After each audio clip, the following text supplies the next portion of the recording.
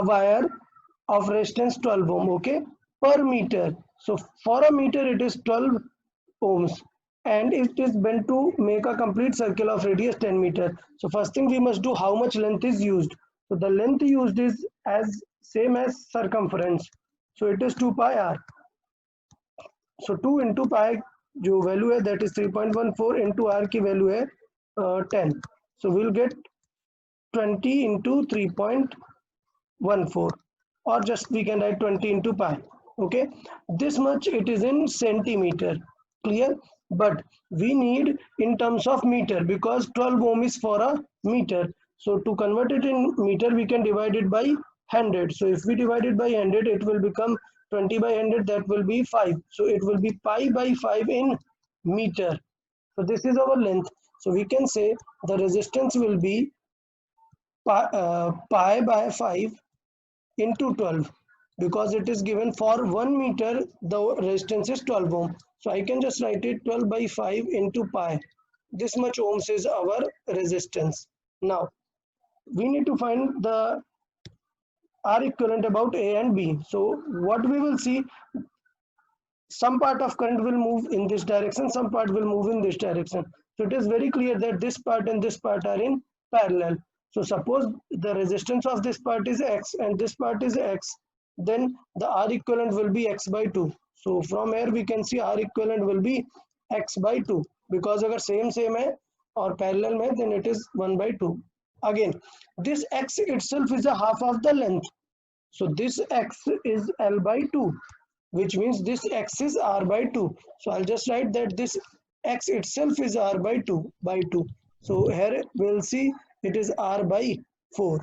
So the final answer will be R by 4, and our R is 12 by 5 pi. So 12 we can use, we can write 12 as by 4, it will be 3 by 5 pi. So the final answer will be 3 by 5 pi. Clear है? 0.6 ohms. Yeah, 0.6 pi ohms. एक बार फिर से आप समझा दो. Okay, which question Harshvardhan?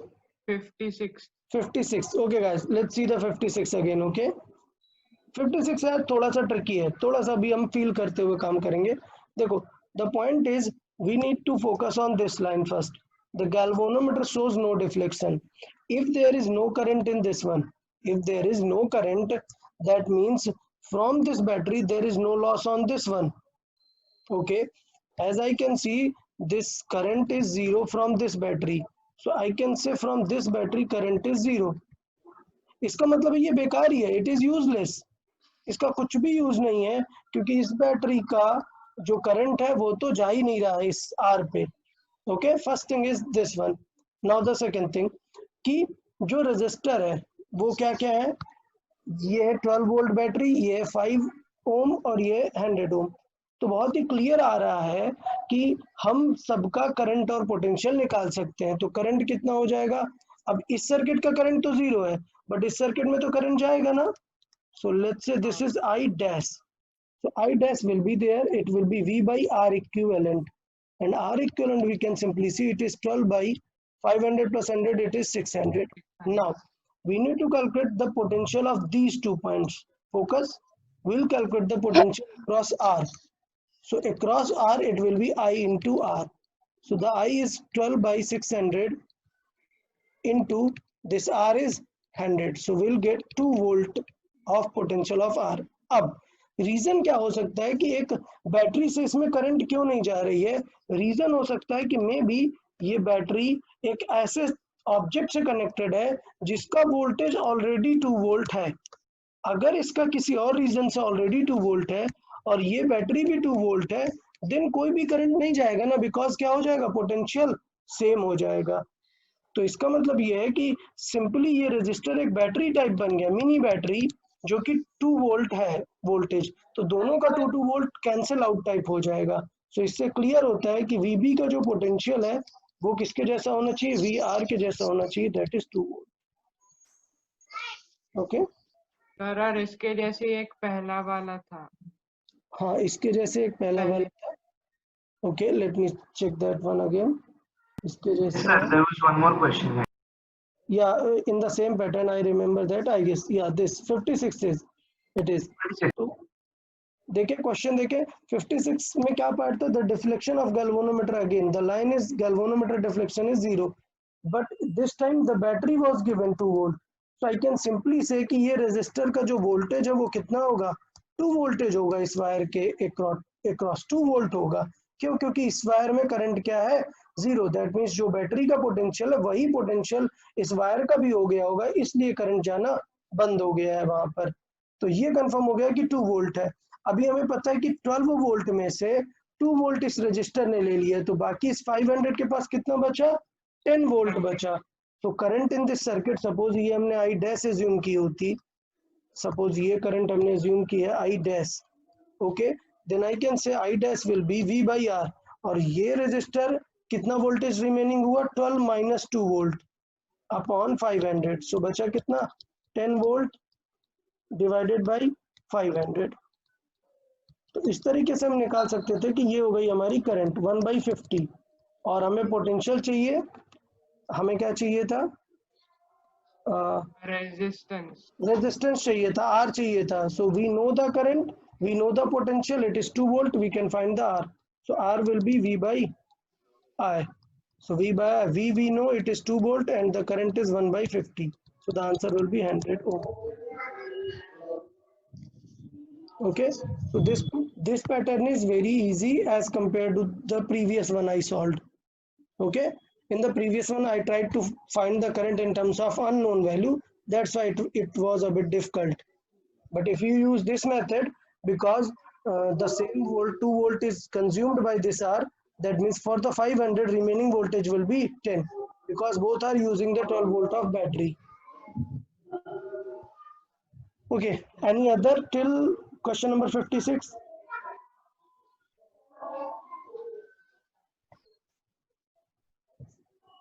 Okay, till question number 56, any other doubts? No, sir. Okay. Okay, then up to 60, any doubt? Let's discuss up to question number 60. So after 56, I am opening for question number 60. Till question number 60, any other doubts? Sir, 59. 59. Okay, let's mark the 59. Any other doubt till question number 60? Okay. Sir, Yeah. 60th question I have doubt. Is it 10 ohm or 10 volt? It should be 10 volt. It should be 10 volt. Okay, this is incorrect. It is 10 volt. Okay. Okay. So let's discuss the 59 number then. So first, a set of n equal resistor, each of R are connected in series to a battery of EMF E and internal resistance R.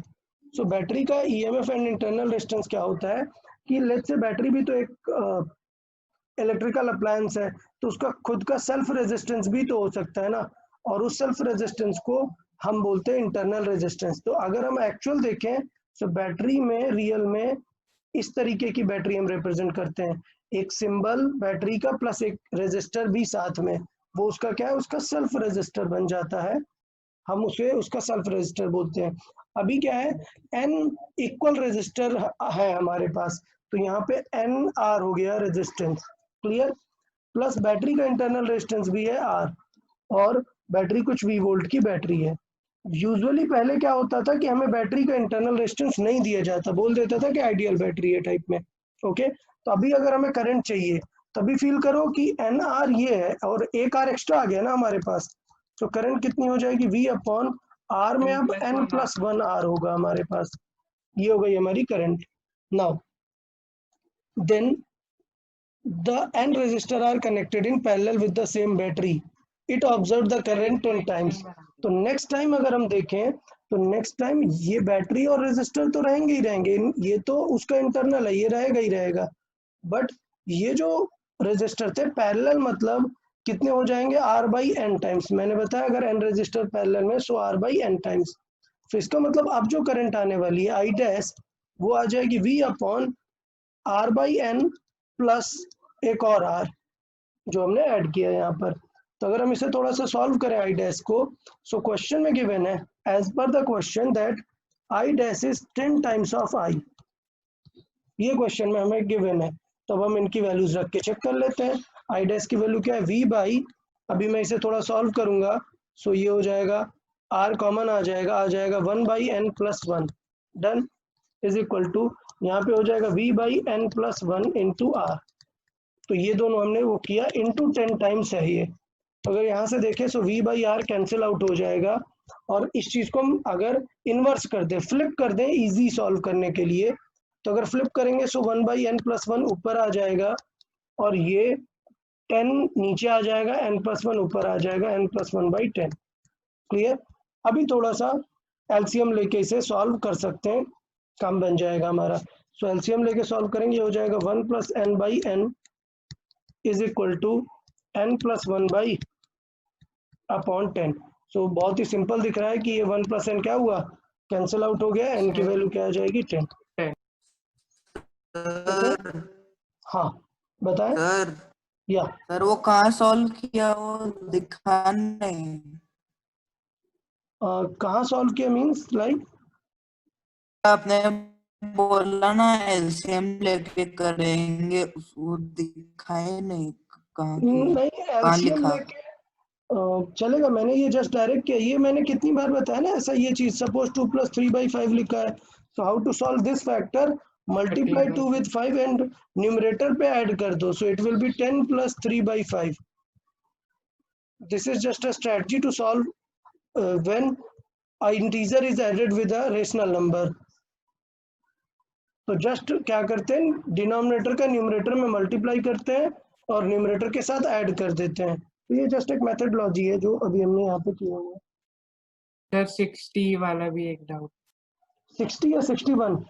60 60 okay, 60 discuss कर लेते हैं।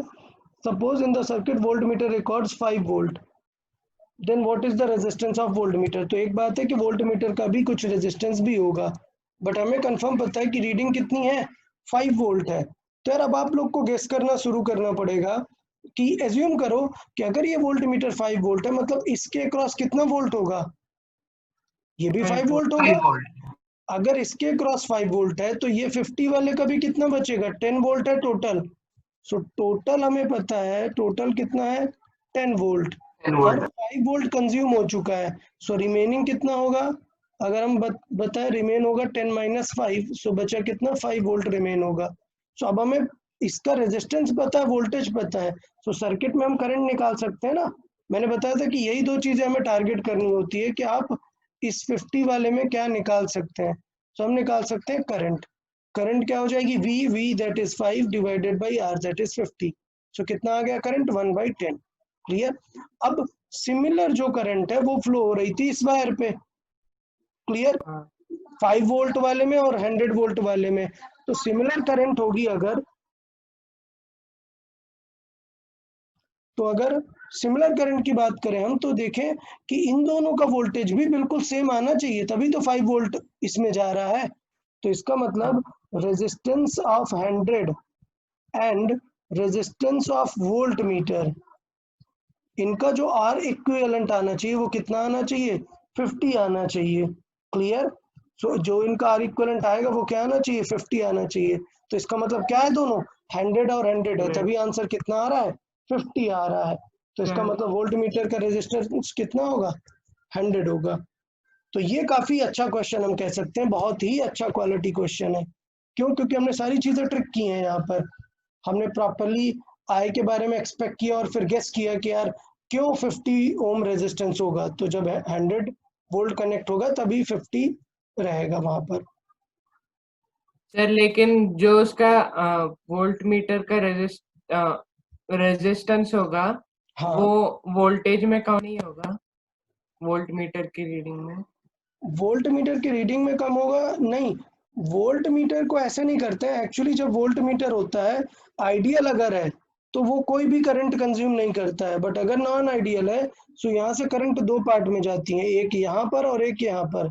सो जो volt meter reading बताता है वो दोनों का मिला के बताता है, अकेले खुद का नहीं बताता। हाँ।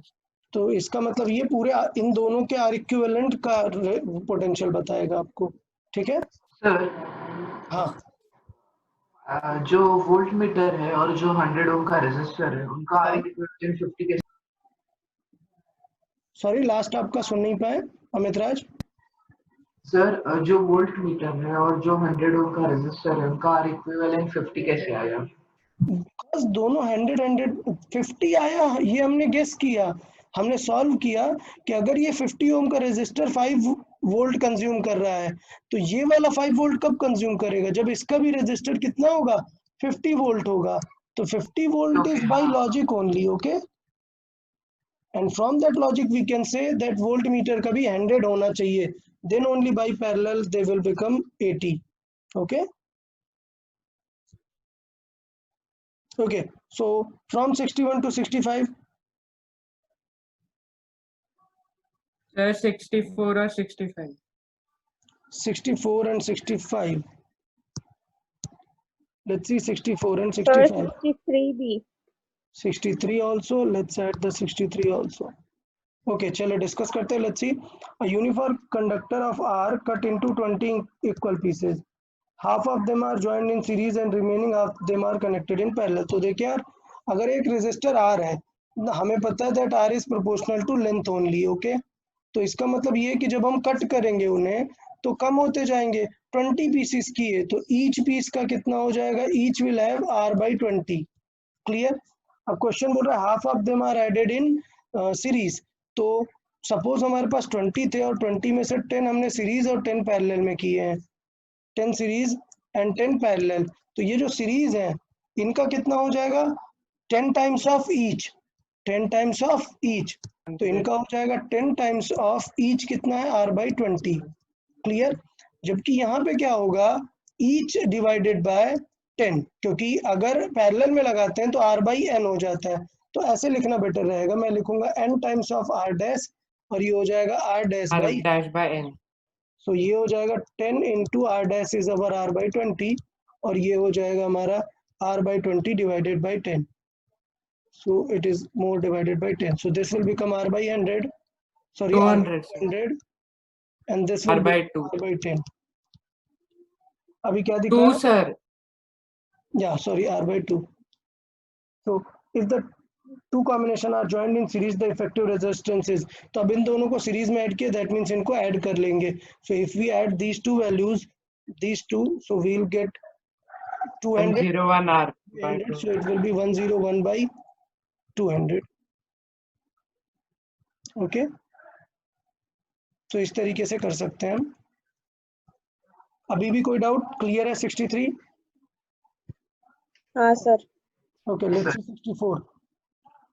So, two wires of different metal but having the same length and area. तो same length and area मतलब क्या है कि R is equal to होता है रो L upon A, okay? तो रो से रो डिफरेंट है क्योंकि मेटल डिफरेंट है, बट L बाई ये दोनों का सेम है, so I can say R is proportional to rho, clear? If their specific resistance is ρ1 and ρ2, then their equivalent specific resistance will be, तो उन्हें हमने सीरीज में कनेक्ट किया है, सो आप ऐसे फील करो कि ये एक है R और ये एक है R, क्लियर। आपने इनको कनेक्ट किया हुआ है, तो अगर आपको याद हो कि प्रीवियस क्लास में हमने हीट में पढ़ा था अल्फा इक्विवेलेंट निकालना, याद है? किसी को याद है अल्फा इक्विवेलेंट कैसे निकालते हैं सीरीज के लिए? अल्फा था थर्मल कोफिशिएंट, कोई बात नहीं, कोई बात नहीं, टेंशन नहीं नहीं लेना। सर, नहीं पढ़ा था। ओके ओके पिछली क्लास में डिस्कशन। ओके ओके चलेगा, कोई बात नहीं। अगर हम देखें इसकी तो पूरी लेंथ हो जाएगी 2L, और सपोज हम इसकी बात करें कि इसका ρ1 है, इसका ρ2 है और इसका कुछ है रो इक्विवेलेंट, देखें तो फिर क्या चीजें हो जाएंगी, एक सेकेंड।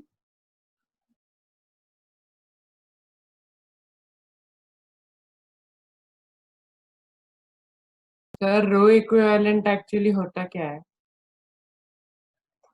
सो रो इक्विवेलेंट मतलब ये होता है यार, देखो फिजिक्स में इक्विवेलेंट टर्म ऐसा कुछ नहीं है कि डिफाइन है। अगर मैं बोलूँ कि यार वाटर प्लस शुगर, बताओ इक्विवेलेंट क्या होगा, ऐसा कोई एलिमेंट नहीं है इक्विवेलेंट।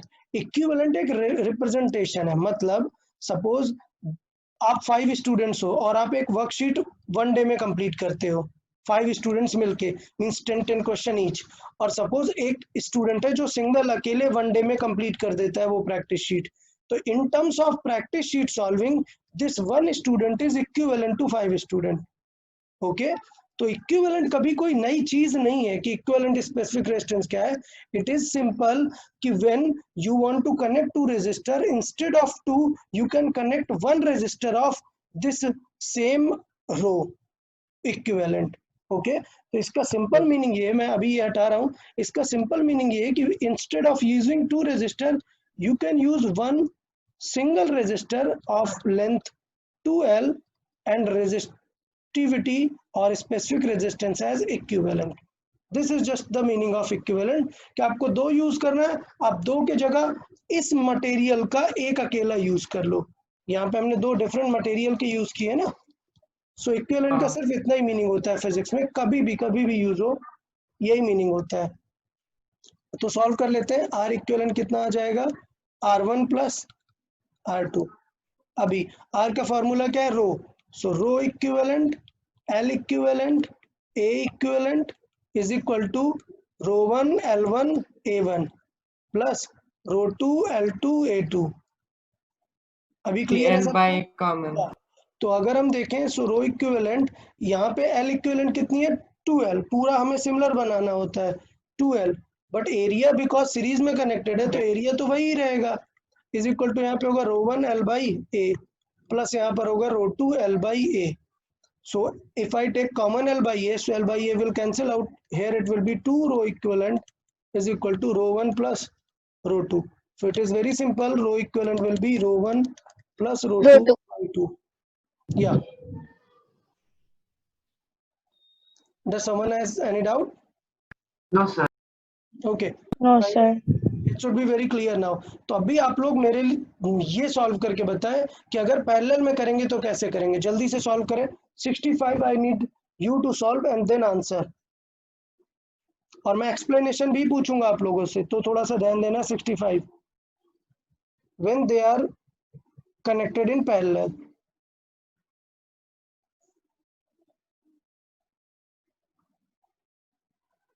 सॉरी एक मिनट, कुछ मिस्टेक हुआ क्या, दोनों सिमिलर क्वेश्चन है। सर कंडक्टिविटी है दूसरे में। ओके, दूसरे में इसका मतलब कंडक्टिविटी है। ओके, थोड़ा सा केयरफुल रहना है, कंडक्टिविटी मतलब 1 अपॉन रेजिस्टिविटी।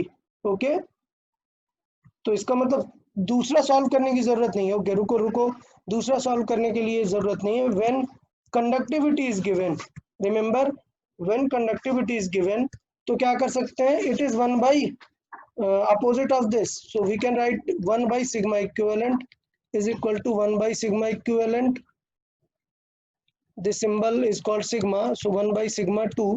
सो हमने आर रो 1 और रो 2 को क्या लिख दिया, 1 by sigma, because it is inverse of resistivity.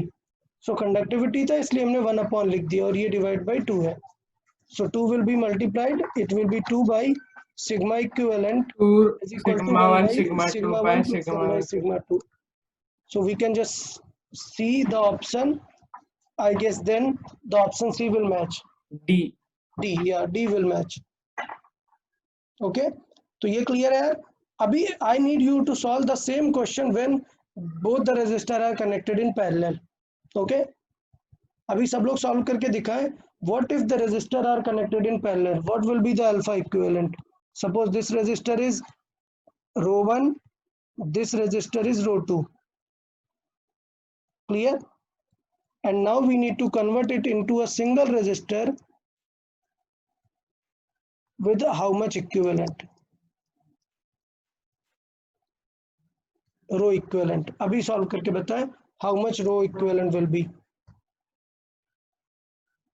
Solve करें, जिसका आंसर आ जाए जस्ट आप इधर राइट टेक्स्ट बॉक्स में लिख दें या जस्ट बता दें।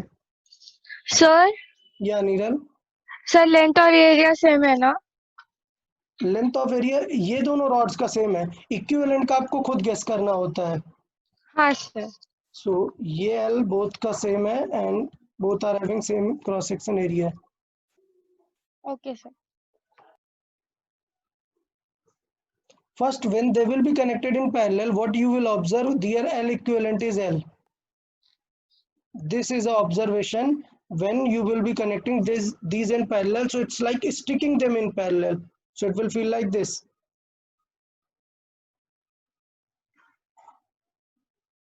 Sir, and area will remain same. No, why it will remain same? If you stick these two wires parallel means ये wires को exact ऐसे कर दिया. Now they are in हाँ. parallel.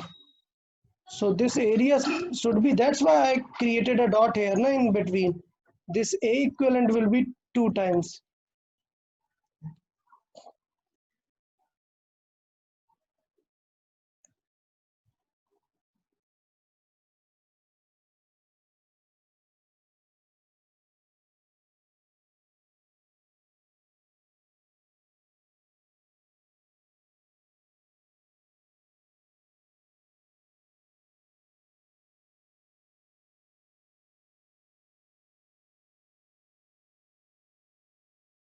Sir, Yes.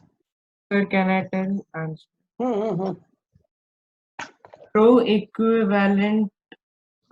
Sir, wait 1 minute. There is.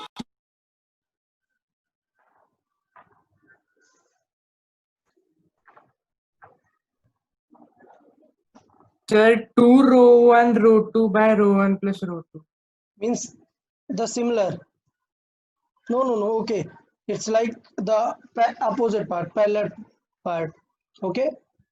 Yes. So it's correct. देखें यार कैसे solve करेंगे. अभी just मैंने बताया R equivalent will be or we can just write like this, 1 upon R equivalent will be, it will be 1 upon R1 plus 1 upon R2.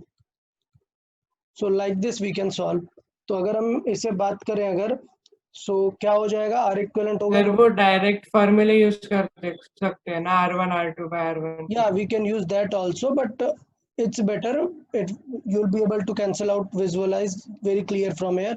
So R equivalent will be rho equivalent into L. So L equivalent upon A. A will go in the numerator. So A equivalent is equal to, this one will be 1 upon rho 1 L and A plus 1 upon rho 2 L A. So just we know that this A equivalent is twice of A. So common लेके L और A cancel out हो जाएगा. So simply it will remain 2 by rho equivalent is equal to 1 by rho 1 plus 1 by rho 2. So this will just give the similar result as in the resistivity part. So in the conductivity we got sigma equivalent as 2 into sigma 1 and sigma 2 upon sigma 1 plus sigma 2. The similar we'll get in this one, that rho equivalent in the parallel will be 2 times of rho 1 into rho 2 upon rho 1 plus rho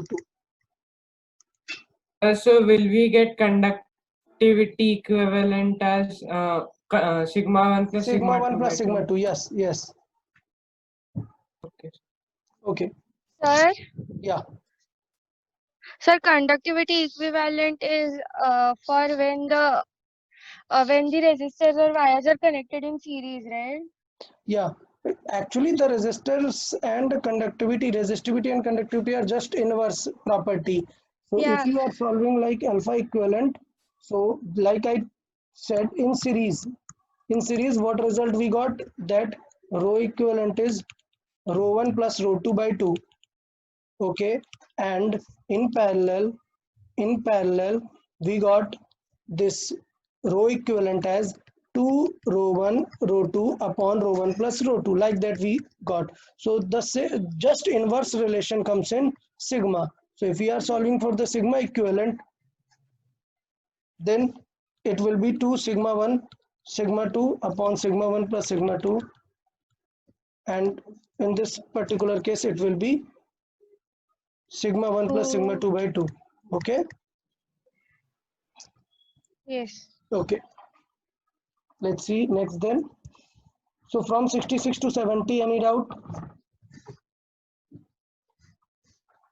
So up to 65 we have discussed. Now from question number 66 to 70, any doubt? 68, 69 and 70 also. It is something related to capacity. Okay, let's see 68, 69 and 70. Okay, 70 we should not discuss because it contains the capacitor. So this one is out of syllabus, but we'll discuss just how to tackle this sort of question, but not in detail. Okay, any other doubt? So till question number 70, any other doubt? I'll be discussing 68 and 69 then. 61. Which one? 60? 6. 66. This one. Okay, let's see. चले यार 66 देखे. So a battery is connected to this one. If the resistance R force is increased, then what will happen? Listen, देखो क्या हो क्या रहा है actually, देखे feel करें. Suppose if I see one current in flow through the R1 and another current will flow through R3, R4 and this one. Clear? So R2, R3 and R4 are in series. So let's say I'll say कि they are R dash. What they are R2 plus R3 plus R4. Done this ones.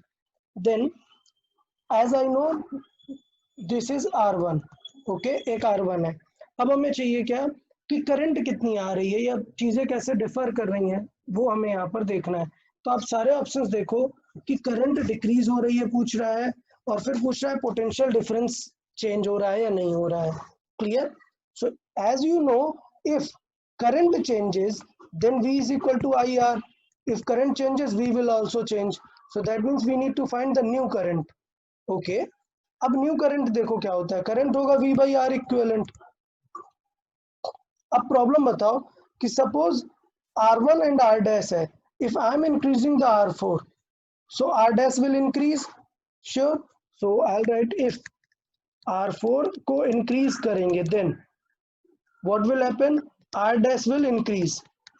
Clear? अच्छा, अभी ये बताओ कि अगर parallel में दो resistor है, सपोज एक है 10 और एक है 20, तो इनका आर इक्विवेलेंट कितना आ जाएगा, इनका आ जाएगा 10 into 20 by 30. Okay, so it will be 20 by 3. Clear है? 10 20 का आंसर आएगा 20 by 3.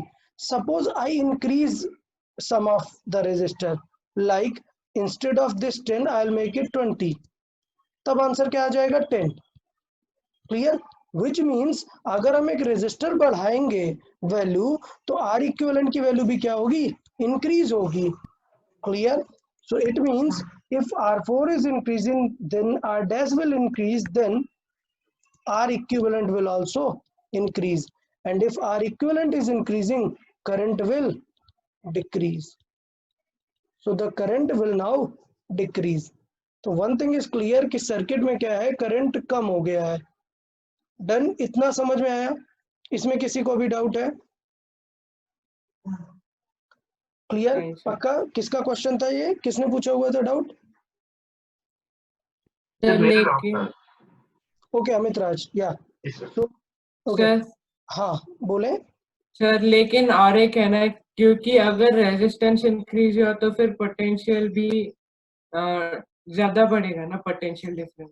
हाँ, वही पॉइंट है कि करंट डिक्रीज हुआ है, बट हमें पोटेंशियल चेक करना पड़ेगा कि पोटेंशियल कितना होगा. Clear?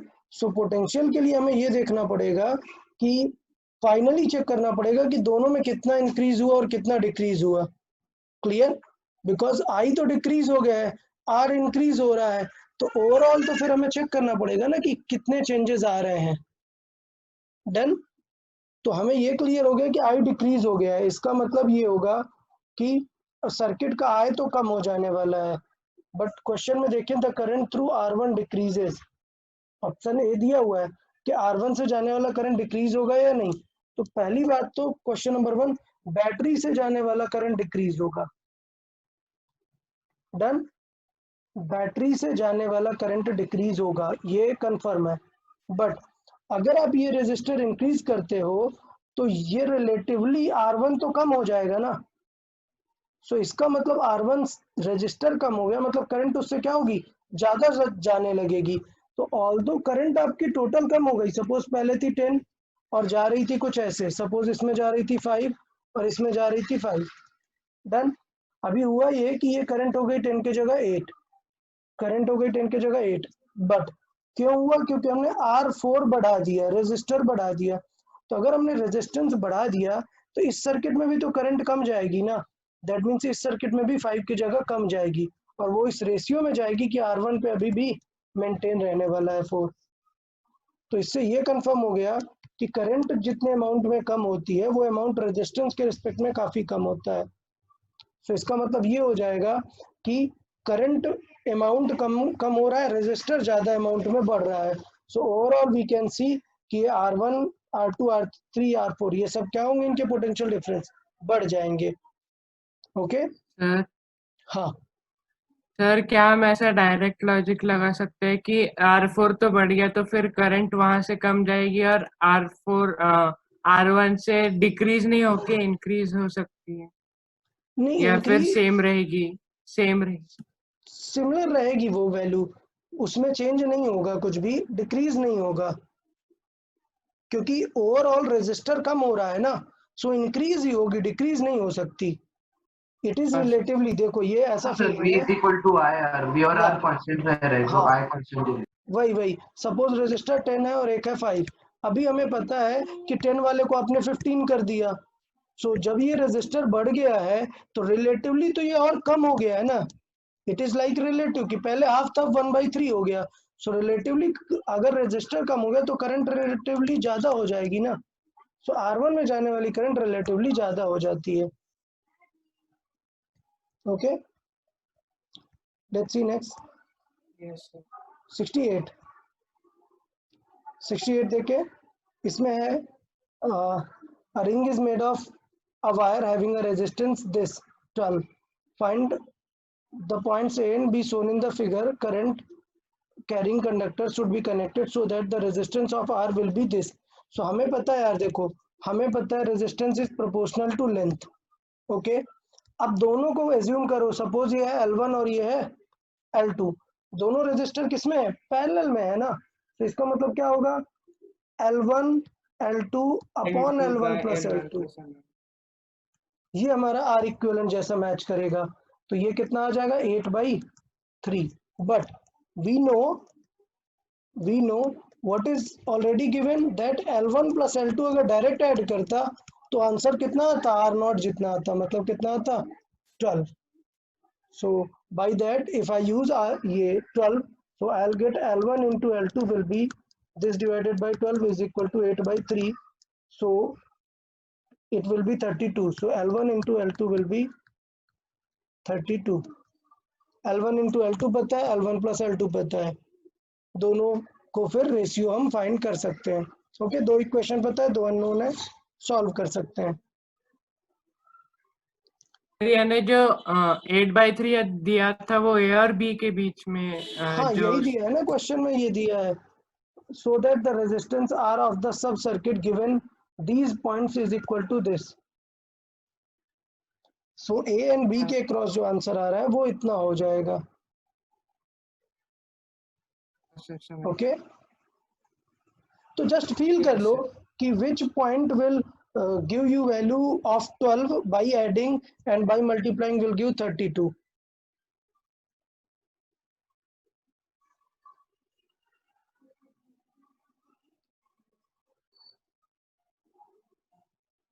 I don't think these value will be like direct.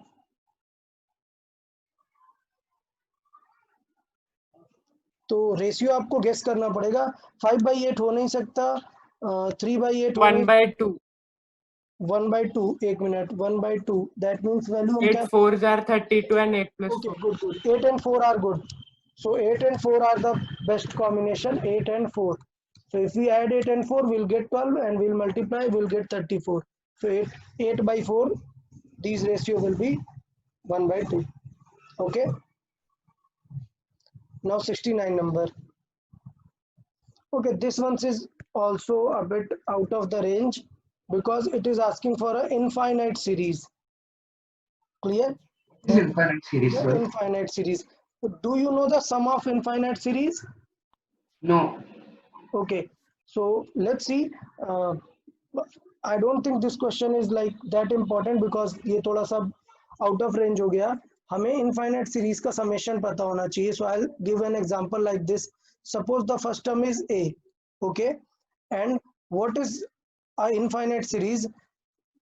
There are different type of infinite series, like it can be 2 plus 4 plus 8 plus 16 plus 32, ये feel हो रहा है आपको?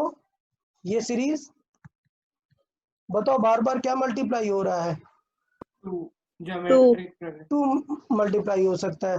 तो इसका मतलब इस टाइप की सीरीज में जो मल्टीप्लिकेशन है वो क्या है? 2 है।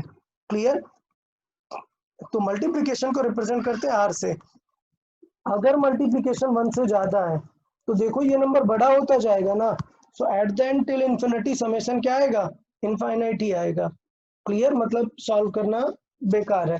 बट अगर इस सीरीज को मैं थोड़ा सा और अच्छा कर दूं, लेट्स से मैं इसे लिखूं कुछ ऐसा 8 plus 4 plus 2 plus 1 plus 1/2 plus 1/4 plus likewise, तो अभी देखो कि ये सीरीज बहुत छोटी होती जाएगी, 1/4 1/दिस, मतलब ये वैल्यू स्मॉल होती जा रही है। इसका मतलब ये है कि कभी तो जीरो के आसपास पहुंचेगी ना। इसका मतलब इस टाइप के सीरीज का समेशन किया जाता है, और इस टाइप के सीरीज के सम का फॉर्मूला होता है first term upon 1 minus multiply. Okay, तो ये थोड़ा सा ध्यान देना होता है क्या कि ये फॉर्मूला हो जाता है इस टाइप की सीरीज का सम ऐड करने का। तो अभी आप लोग थोड़ा सा देखें इसका ऐड क्या होगा। फर्स्ट टर्म क्या है? 8, 1 माइनस मल्टीप्लायर क्या है? बार बार हम क्या मल्टीप्लाई कर रहे हैं? नहीं कर रहे हैं, हम क्या कर रहे हैं? 1/2। Okay, so multiplier in this case is 1/2, so it will be 1/2। तो सॉल्व करेंगे 1 minus 1/2 will remain 1/2, 16। so it will be 16। so the summation of this series will result as 16। हमें पहली बात तो ये पता होनी चाहिए। क्लियर? सो इस क्वेश्चन में और भी कई चीजें यार, इसलिए यार मुझे नहीं लगता ये क्वेश्चन आप लोग को ज्यादा टेंशन देना चाहिए। क्वेश्चन नंबर 69 आप लीव करें बेटर रहेगा, क्योंकि इसमें एक और मैथमेटिकल कॉन्सेप्ट है। Let me just give an example. Like suppose लिखा हुआ है y इज इक्वल टू, आप लोग देखें लिखा हुआ है √5 प्लस √5 प्लस √5 प्लस लाइकवाइज। सोचो ऐसा लिखा हुआ है, आप कभी इसे सॉल्व करने का सोचे तो बहुत ही कॉम्प्लिकेटेड है, सिंपल मैथ नहीं लगा सकते। बट मैं आपको एक लॉजिक बताता हूँ। क्या सपोज आप जितना मैंने पार्ट किया हुआ है ये हाईलाइट, y है। आप अगर इसे फील करो तो ये तो बिल्कुल y जैसे ही दिखेगा ना, because there are infinite terms. तो जस्टिफाई करेंगे नहीं कि एक टर्म कम हो जाने वाला है, this will look like y only, so we can solve it like considering y। Now simple mathematics है, स्क्वायर कर दे, it will be y² is equal to 5 plus y, और क्वाड्रेटिक इक्वेशन सॉल्व कर दें। So like that we can approach this question also. अब देखिए कैसे approach करना है। लेट्स सी, सपोज अगर मैं फिगर की बात करूं कि हमें फाइंड करना है ए एंड बी, सपोज इनके क्रॉस जो आर इक्विवेलेंट आने वाला है वो आर इक्विवेलेंट आएगा एक्स सपोज। तो अगर मैं सीरीज को यहां से हाइड कर दूं इस लाइन से देखूं, सो it will exactly look like x. If I cover this part, so you can just simply से कि ये 1 and 1 1 and 1 इनफाइनाइट तक है, तो this whole part looks like x only. Clear? तो इस तरीके से यहाँ पे हम कंसिडर कर सकते हैं set that this whole part looks like x only. तो what we can do now, we can instead of this whole circuit we can just use x. So this is 1, x/1 plus this x। is 1, but this is x. So this is 1, but this is x, and the resultant is also R equivalent is also x. Now, how to find R equivalent? This 1 and x are in parallel, so I can solve it like ये 1 रहेगा and ये हो जाएगा कितना 1 into x upon 1 plus x/1 plus x। yes, like that, and the R equivalent itself is x. This is 1. Now this whole thing and 1 are in series and the result will be x, so I can say R equivalent will be 1 plus this 1 into x by 1 plus x, and the answer itself is x. So this will be 1 plus x by 1 plus x. Now you need to solve the quadratic equation. So like that I already told, LCM ले लेंगे. So this 1 plus x of denominator will be multiplied in 1 plus 2x। result will be 1 plus 2x upon 1 plus x, and let's cross multiply and find x. Clear? So find x, that will be our answer. So this question contains a lot of concepts, so many concepts. तो ये थोड़ा सा यहाँ पे infinite series का use नहीं हुआ है, बट आई थॉट कि थोड़ा सा इनफाइनाइट सीरीज का यूज होने वाला है, बट यहाँ पे इनफाइनाइट सीरीज का यूज नहीं हुआ. But future use you can remember this formula of decreasing infinite series, that first term divided by 1 minus multiply. Sir फिर इसमें वो यूज कैसे कर सकते? इसमें यूज नहीं होगा. I mistaken the question initially. I thought कि सम करना पड़ेगा, बट जस्ट इनफाइनाइट सीरीज है, इसमें यूज नहीं कर सकते हैं. किसी और सीरीज में यूज कर पाएंगे. लाइक सपोज एक एग्जांपल दे देते हैं. चलो 72 भी एक क्वेश्चन है, उसमें होता है क्या? Okay, let me check. No, 72 will be solved in the similar manner I solved this one. 72 is exactly similar to the 69. Okay, just one extra resistor is added, so while calculating there will be one more resistor. That's it. The infinite question will be a different, like something like this one.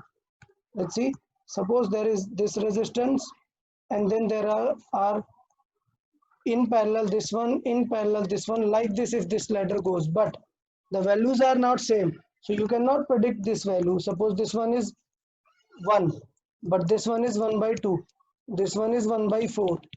Clear? Then if you solve them, you will see directly that these are not in series. Sorry, not to write this one. Like suppose this is 2 ohm, this is 4 ohm, this is 8 ohm, and this is 16 ohm. If like that the series goes, you can solve 1 by R equivalent is 1 by 2 plus 1 by 4 plus 1 by 8 plus 1 by 16, then so on till infinity. So this question you can solve by that logic. So 1 by R equivalent will be, the series is first term, that is 1 by 2, 1 minus the multiplier itself is 1 by 2. So you will see it will be 1 by 2 upon 1 minus 1 by 2 will also remain 1 by 2. Clear? So 1 by 2 will cancel out, it will be 1. So R equivalent inverse करेंगे, the answer will be 1. So ये एक type का example हम consider कर सकते हैं जिसमें हमने समेशन का फॉर्मूला यूज किया. क्यों? क्योंकि इसमें वो इनफाइनाइट जो कॉपी वाला इफेक्ट था वो नहीं मिल रहा है. ओके सर या सर अभी आपने जो एग्जांपल बोला था ना, उसमें अगर कोई भी रैंडम नंबर से लाइक 2, 5, 9 तो then फिर we cannot solve. Then we need extra mathematics. Of course we can solve, but we'll need the concept of algebra, जो कि आपको 11th में मैथ्स में पढ़ाया जाएगा. Various type of series are there, जो आप थोड़ा सा मैथ पढ़ते हैं ना, मेंटल एबिलिटी, उसमें आपने पढ़ी होगी अर्थमेटिक सीरीज, ज्योमेट्रिकल प्रोग्रेशन. तो ऐसे बहुत वैरायटी ऑफ सीरीज है. Then we try to solve it by some mathematics. Okay, तो वो डिस्कस करना जरूरत नहीं है. फिजिक्स में आपको वैसा क्वेश्चन नहीं दिया जाएगा कि आपको बहुत ह्यूज मैथमेटिक्स लगानी पड़े. Okay sir. Okay, let's see next one. This 71. Okay, there is one thing, this capacitor. Okay, तो ये थोड़ा सा एक्स्ट्रा है, इसलिए ये थोड़ा आउट ऑफ सिलेबस वाली बात हो गई. But I just suggest you कि ये कैपेसिटर काम क्या करता है. इस कैपेसिटर के दो काम होते हैं, फंक्शन. कैपेसिटर का काम क्या है? कैपेसिटर का काम है रेगुलेट करना. कैपेसिटर का काम है रेगुलेट करना. अब ये रेगुलेट कैसे करता है? देखो, जब कभी भी करंट आ रही होती है, क्लियर, तो ये कैपेसिटर करंट को धीरे धीरे इंक्रीज करता है, लाइक दिस. सो सपोज आप एक फैन यूज कर रहे हो. देन फैन में क्या होता है कि फैन मैकेनिकल इंस्ट्रूमेंट है. सोचो आप करंट डायरेक्ट देख दो और बहुत सारी करंट दे दी आपने, फुल स्पीड की करंट, तो फैन का जो मोटर है उसको प्रॉब्लम होगी ना. सोचो अभी इंजन था 0, आपने विदाउट एनी टाइम सीधा 0 से 100 स्पीड दे दी, तो फैन की मोटर को प्रॉब्लम होगा ना, जो उसका मैकेनिक्स है उसको प्रॉब्लम होगा. So there we use a capacitor. Capacitor काम क्या है? आप करंट दे दो उसे 100, but capacitor is like a bank, storage bank. क्या करेगा? ये फैन को धीरे धीरे देगा. So this one gives a current something like in this pattern. Slowly slowly देगा और एक टाइम के बाद एकदम फुल करंट देगा. ये फुल है. सो कैपेसिटर का यूज समझ में आया सबको? किसी को कुछ डाउट है? या सर वो एफ का मतलब, वो एफ किसका सिंबल है? कौन सा सिंबल? सर वो एक UF, capacitance. 5u. mu. This is just a Mu. prefix. It is prefix. Mu is used. Micro. Mu is Sir, mu नहीं वो f. F. F is a unit of capacitance. Farad. F means farad. और sir फिर option में c क्यों दिया है, mu c? Because question is asked about the charge. Okay. Coulomb. Okay. So question is asked about charge. कि how much charge will be in this capacitor. तो ये question मैं नहीं सॉल्व करूंगा क्योंकि ये क्वेश्चन कैपेसिटर का हो गया. क्वेश्चन में चार्ज Sir? पूछा है. मुझे लगा कि करंट पूछा है या सर मतलब कैपेसिटर करंट का सप्लाई इंक्रीज करते जाते हैं तो मतलब पर्टिकुलर रेट से इंक्रीज होता है या एट रैंडम particular rate से. This graph has a particular rate called exponential function. Exponentially ये rate increase होता है या सर मतलब एक कैपेसिटर अगर मतलब 2 से इंक्रीज करते जा रहे हैं सो वही सेम कैपेसिटर 3, 4 या 5 से इंक्रीज कर सकता है क्या? नहीं. Actually for the capacitor these two values are defined, F and this. So this defines कि वो कैपेसिटर कितने टाइम पे करेगा चार्जिंग. ओके. तो आप जितना बड़ा कैपेसिटर लेंगे वो उतना क्विक डिलीवर करेगा. मतलब सपोज आपके पास एक छोटा फैन है, एक 10 वैट का फैन है, 10 वैट कम हो गया सॉरी, लेट्स से 50 वैट का फैन है. क्लियर. तो उसमें जो कैपेसिटर यूज होता है it is near 3 microfarad. Clear.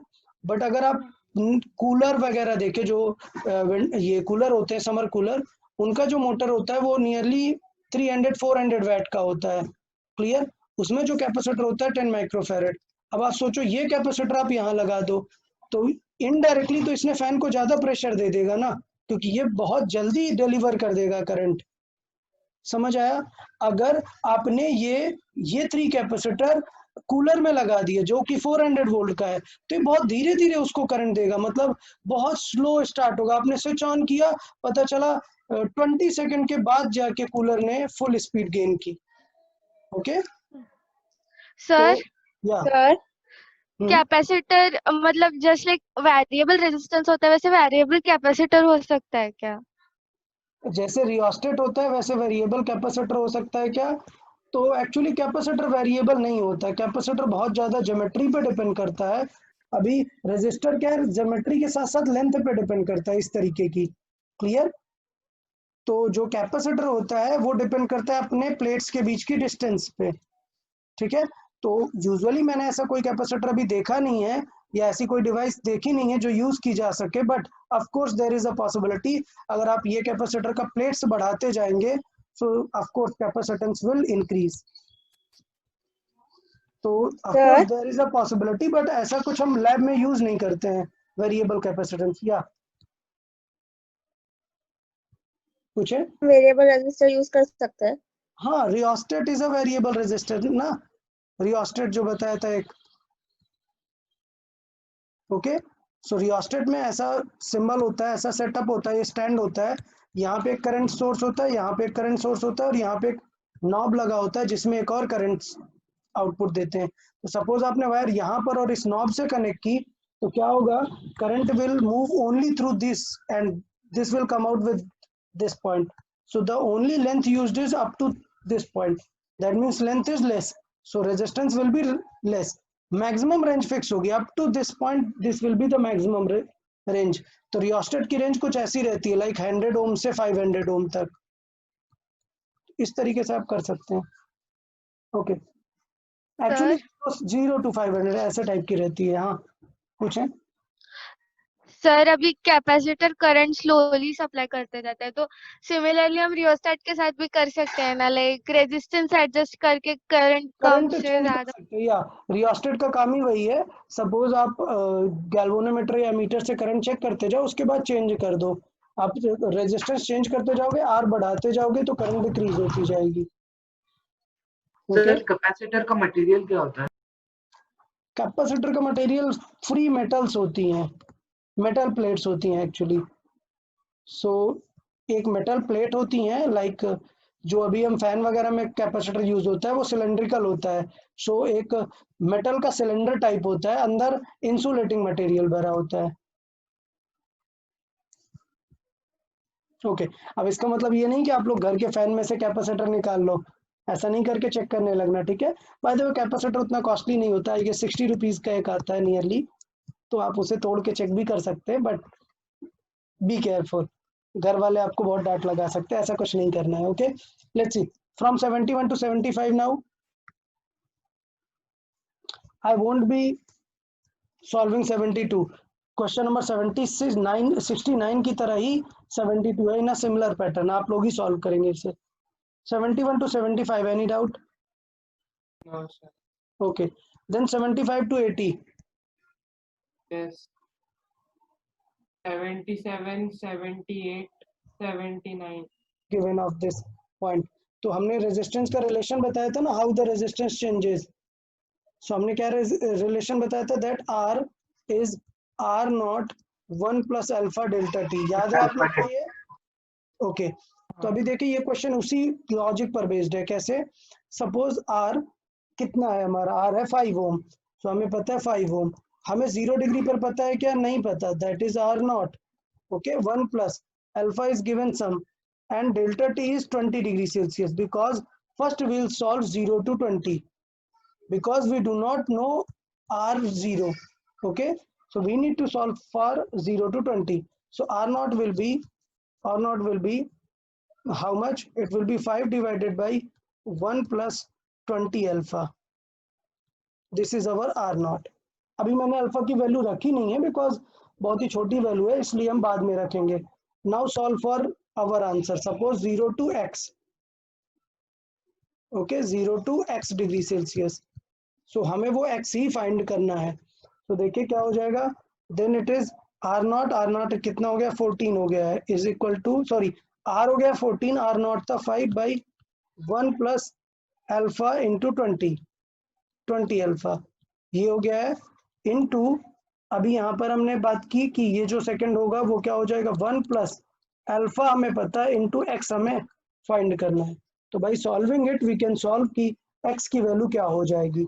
Okay, 5 divide में जाएगा, ये मल्टीप्लाई में होगा, तो this will be something like 14 divided by 5 into 1 plus, अभी मल्टीप्लाई करना ही पड़ेगा, सो इसको 20 से मल्टीप्लाई करते हैं, सो लेट्स से 36, ये हो जाएगा 72, सो इट विल बी 0.072, ये वैल्यू आ जाएगी, इज इक्वल टू होगा 1 minus alpha, sorry 1 plus alpha into x.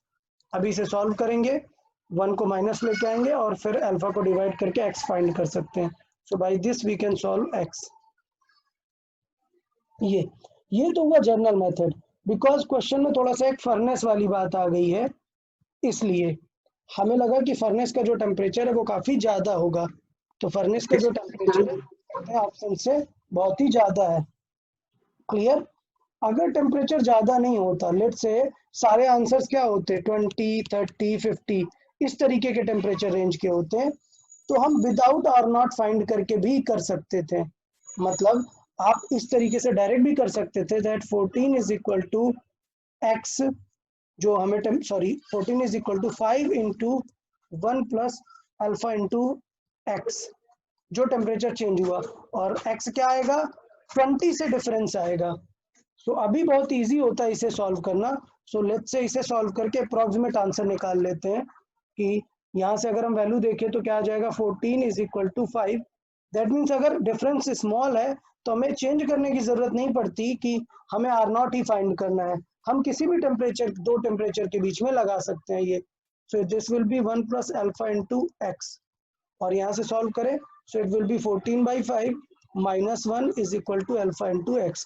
So our x will be, ये सॉल्व करेंगे, ये हो जाएगा 9 by 5, so this one will be 9 by 5 into alpha की जो वैल्यू डिवाइड में रखी है दैट इज 0.0036, अगर इसे सॉल्व करें तो ये पॉइंट कैंसिल आउट होगा और 4 zeros ऊपर आ जाएंगे, 1000 अपॉन 36।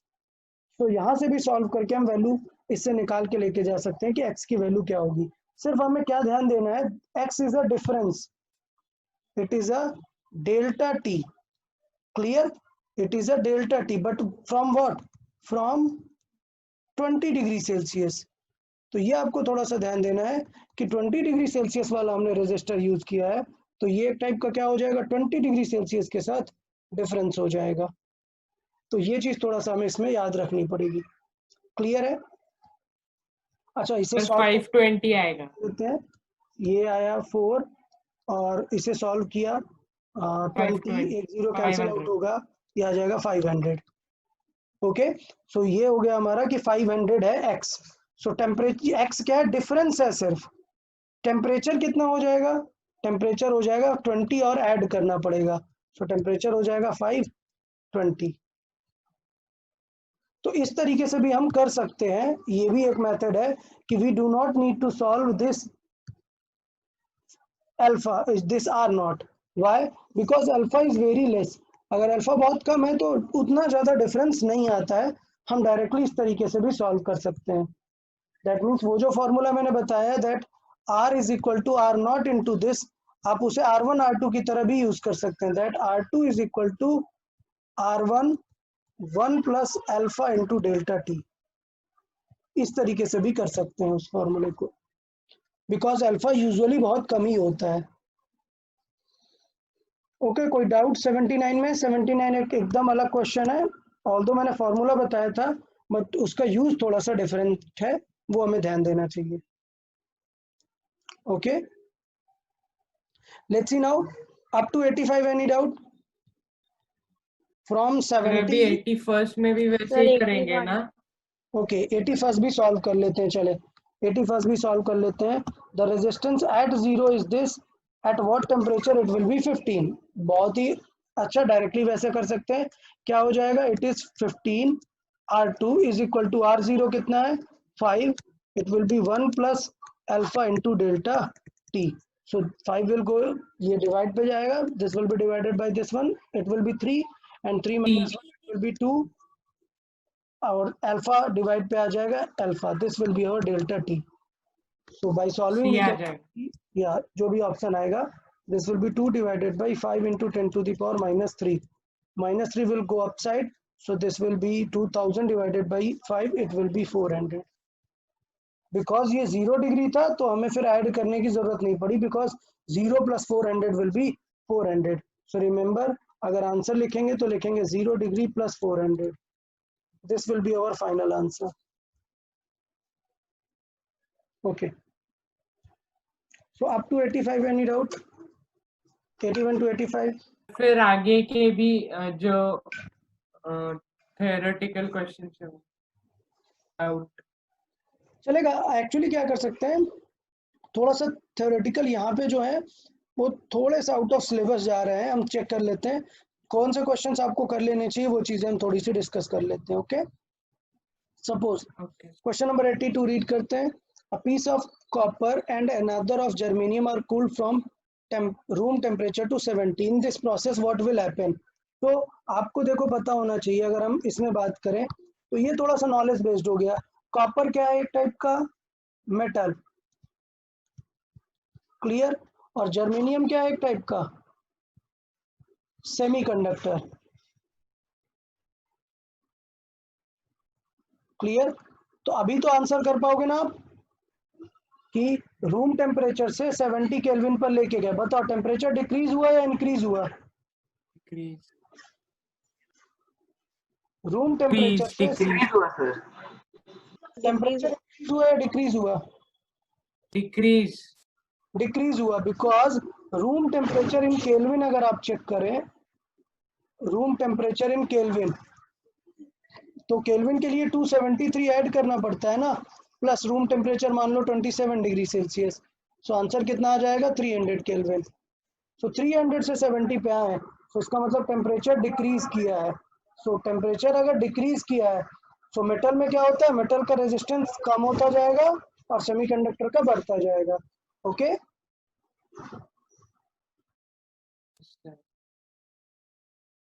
Okay sir.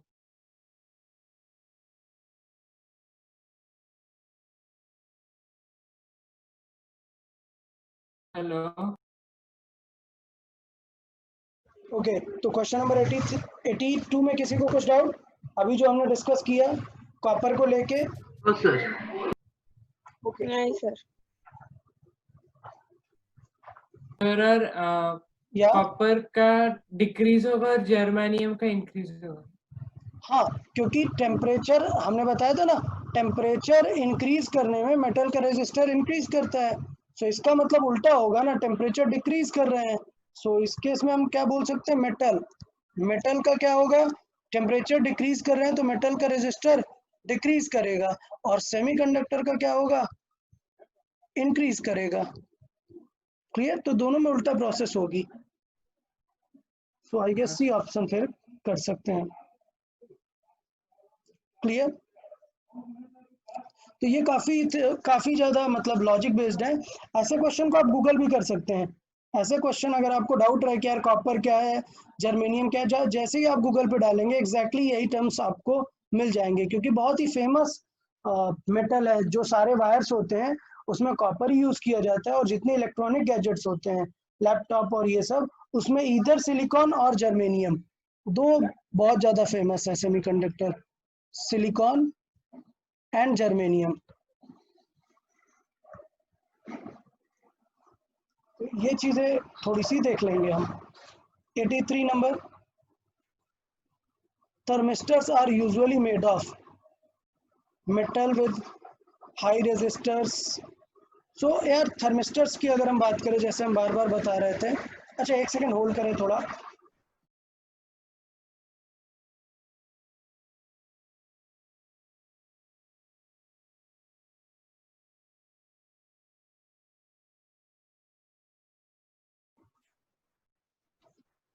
ओके, हाँ, क्या डिस्कस कर रहे थे हम, थर्मिस्टर्स। हाँ, थर्मिस्टर्स की बात करें कि थर्मिस्टर्स किस चीज के बने होते हैं, तो metals with high temperature coefficient of resistivity।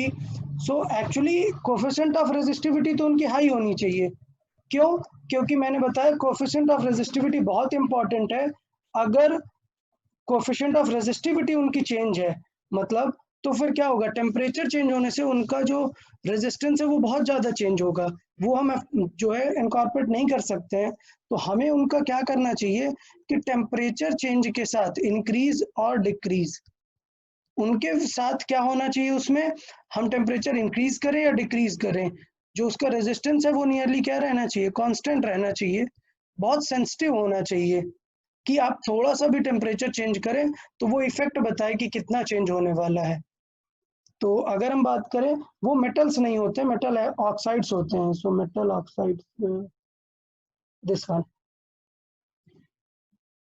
Okay, so जो थर्मिस्टर्स होते हैं वो आप ऐसे एज अ नोटबुक में अपने लिख भी सकते हैं। यूजुअली सारे मेटल ऑक्साइड्स यूज किए जाते हैं with high temperature coefficient of resistivity.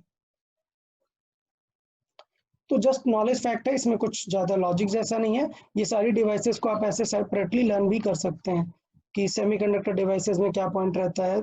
Usually मैंने सारे कवर किए हुए हैं, सिर्फ थर्मिस्टर का लिखाना बाकी रह गया था, इसलिए थोड़ा थर्मिस्टर के एक दो क्वेश्चन भी देखने को मिल गए इसमें।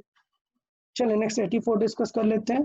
The difference in the variation of resistance with temperature in a metal and a semiconductor arises essentially due to the difference in. Okay, तो किसके वजह से डिफरेंस आता है, सबको पता है, नंबर ऑफ इलेक्ट्रॉन्स के वजह से। बताया था ना मैंने, एक्सप्लेन किया था बहुत अच्छे से कि मेटल में बहुत सारे इलेक्ट्रॉन होने की वजह से जैसे टेम्परेचर बढ़ाते हैं बहुत ज्यादा कोलिजन होने लग जाता है, तो instead of passing the current they hinder the current. तो उस वजह से क्या पॉइंट होगा, वेरिएशन ऑफ स्कैटरिंग तो डी पार्ट इसका करेक्ट हो जाएगा। नंबर ऑफ कैरियर्स जो होते हैं वो डिफर करते हैं दोनों में, इसलिए बहुत ज्यादा उनमें डिफरेंस है main. Question number 85, the resistance of a wire is 5 फिर at इसमें 50। अल्फा निकाल के फिर सॉल्व करना होगा ना, जीरो हाँ, क्योंकि देखो इसमें स्पेशली पूछा हुआ है जीरो पे, इसमें स्पेशली पूछा हुआ है जीरो पे, तो इसमें अल्फा निकाल के सॉल्व कर सकते हैं हम। तो अल्फा निकाल के कैसे सॉल्व कर सकते हैं, like R is equal to R naught 1 plus alpha delta T. Clear? तो देखो आपको सॉल्व करना है तो अल्फा निकालने की भी जरूरत नहीं, थोड़ा सा मैथमेटिक्स लगाएंगे हम। क्या अप्लाई करेंगे मैथमेटिक्स, इसको लिखेंगे आर माइनस आर नॉट। जैसे अगर मैं इसे सॉल्व करूं तो ये लिखा है R into R naught plus R naught into alpha into delta T, ये लिखा हुआ है। आर नॉट को मैंने अंदर मल्टीप्लाई किया, so I can write it R minus R naught is equal to R naught into alpha delta T. So I can also write it r minus r naught upon r naught is equal to alpha into delta t. So अगर मुझे ये पता हुआ है तो मैं दो equations को डिवाइड भी तो कर सकता हूँ ना, 1 and 2. So what I can do, like r1 minus r naught upon r2 minus r naught, और ये जो डेल्टा टी है बिकॉज ये जीरो से है, so I can also write it just T, because ये टेम्परेचर डिफरेंस कहाँ है, फ्रॉम जीरो टू टी है ना, from zero to temperature T, so I can also just write it T. सो दोनों को अगर डिवाइड करेंगे तो आर नॉट कैंसिल होगा, अल्फा कैंसिल होगा, क्या आंसर आ जाएगा, T1 बाई T2. ये हम डायरेक्टली भी इस तरीके से लिख सकते हैं 85 को. तो आप इधर अल्फा फाइंड भी कर सकते हो या फिर आप कॉमन सेंस लगा के एलिमिनेट भी कर सकते हो अल्फा को. कॉमन मींस थोड़ी मैथमेटिक्स आपको लगानी है, ऐसा कुछ कॉमन सेंस लॉजिक नहीं है, ये सिंपल एक मैथमेटिक्स है, आप अप्लाई कर सकते हैं और यहाँ से डायरेक्टली निकाल सकते हैं. सर ये समझा नहीं आपने जो बोला. एक्चुअली हमने, आप क्या कर सकते हो, आप इस इक्वेशन को सॉल्व करके अल्फा निकाल सकते हो, बट मैंने बोला कि अल्फा की वैल्यू थोड़ी सी रैंडम सी आएगी, इसलिए हम ऐसा भी ट्राई कर सकते हैं कि एक इक्वेशन ऐसी बना ली कि अगर हमने इक्वेशन 1 और इक्वेशन 2 को डिवाइड किया तो अल्फा कैंसिल आउट हो जाएगा और आर नॉट भी कैंसिल आउट होगा, सिर्फ बचेगा क्या, सपोज हमें टेम्परेचर 1 चाहिए तो टेम्परेचर 1 का रेजिस्टेंस, टेम्परेचर 2 चाहिए तो टेम्परेचर 2 का रेजिस्टेंस. इस इक्वेशन से हमने कंपेयर किया हुआ है. अगर आपको नहीं चाहिए आप सिंपली भी कर सकते हैं, कैसे, लाइक 0 डिग्री पर रेजिस्टेंस चाहिए हमें, तो पहले गिवन डेटा क्या है, गिवन डेटा के अकॉर्डिंग निकालेंगे, तो देखें क्या हो जाएगा. ये नहीं समझ आया क्या कि ये फाइनल रिलेशन कैसे आया, ये देखें, ये इक्वेशन है, ठीक है, सपोज टेम्परेचर है 1, सो फर्स्ट क्या हो जाएगा, R1 हो जाएगा minus R naught upon R naught is equal to alpha, तो वही रहेगा, टेम्परेचर हो जाएगा T1. सपोज सेकंड इक्वेशन में हमने टेम्परेचर यूज किया R2, सो हो जाएगा R2 minus R naught upon R naught is equal to alpha into T2. अब हम कर दे रहे हैं कि डिवाइड 1/2, क्लियर. सो इक्वेशन 1 को वो 2 से डिवाइड करेंगे, सो आ जाएगा R1 माइनस आर नॉट, और नीचे वाला आर नॉट और इस आर नॉट से कैंसिल आउट हो जाएगा, बचेगा R2 minus R naught is equal to T1/T2. So temperature क्या क्या है हमें पता है, 0 डिग्री पे हमें फाइंड करना है, मीन्स हमें क्या फाइंड करना है, आर नॉट फाइंड करना है. दो डिफरेंट टेम्परेचर पे दिया हुआ है, हमें 50 डिग्री सेल्सियस पर दिया है और 100 डिग्री सेल्सियस पर दिया है. अभी समझ में आया कि क्या गिवन है, 50 डिग्री पर गिवन है R1 वो है 5 और 100 डिग्री पर गिवन है R2 वो क्या है 6. तो अभी समझ आया कि इसमें हमने थोड़ा अलग टाइप से एक मैथमेटिक्स लगाई है, इसे आप एज अ फॉर्मूला भी डायरेक्टली याद रख सकते हो, इतना कॉम्प्लिकेटेड भी नहीं रहेगा. वो जो R का फॉर्मूला ये है इसके पास ही लिख सकते हैं, बट यूजुअली ऐसा रिकमेंड नहीं है, ऐसे कितने सारे फॉर्मूले आप याद करोगे. सो बेटर रहता है ये याद करना, ये फॉर्मूला याद होना चाहिए और ये स्टेप याद होना चाहिए कि किस तरीके से हमने कन्वर्ट किया जल्दी से जब हमें अल्फा को कैंसिल करना होता है. ओके, चलो क्वेश्चन नंबर नेक्स्ट देख लेते हैं. अ करंट ऑफ 86 देखें, a current of this passed a colour coded carbon with this. ये तो आप लोग कर सकते हैं, आपको ये पता है, आर आप फाइंड कर सकते हैं by the colour coding, R find कर लेंगे, so V is equal to हो जाएगा I इंटू आर. डन. इसमें प्लस माइनस कंसिडरेशन में लेना है, एरर लेने की जरूरत नहीं है, प्लस माइनस नहीं लेंगे. ओके, एरर लेने की जरूरत नहीं है क्योंकि सारे आंसर्स बहुत ही दूर दूर है, तो आपको एरर लेने की जरूरत नहीं पड़ेगी. ओके, 87 देखें, two different conductors have same resistance at 0 degree. Different conductors है और टेम्परेचर की बात हो रही है, मतलब अल्फा 1 एंड अल्फा 2 दो डिफरेंट है बट 0 डिग्री पे सेम है, मतलब दोनों का आर नॉट क्या है, सेम है. It is found that the resistance of first conductor at T1 is equal to the resistance of second conductor at T2. तो इसका मतलब क्या होगा, that R is equal to R naught 1 plus alpha delta T. Clear. But because 0 के respect में लिख रहे हैं तो डेल्टा T को सिंपली हम क्या लिख सकते हैं, T. डिग्री सेल्सियस में। तो अभी क्वेश्चन ये है कि किसी टेम्परेचर T1 और T2 पर दोनों का रेजिस्टेंस क्या है, सेम है, means R1 is equal to R2, clear. But R1 क्या है, T1 टेम्परेचर पर है, so I can write it R0 1 plus alpha 1 T1, और ये जो है वो है R0 into 1 plus alpha 2 T2, ये दो चीजें। तो अभी क्लियर समझ में आया कि किस तरीके से हम कर सकते हैं। हाँ सर। तो पहले क्या निकालेंगे, उन दोनों का अल्फा निकाल सकते हैं, अल्फा 1 बाई अल्फा 2 निकालना है। सो ये कैंसिल आउट हो जाएगा, 1 1 कैंसिल, सिंपल आ जाएगा। 1 1 T2 by T1।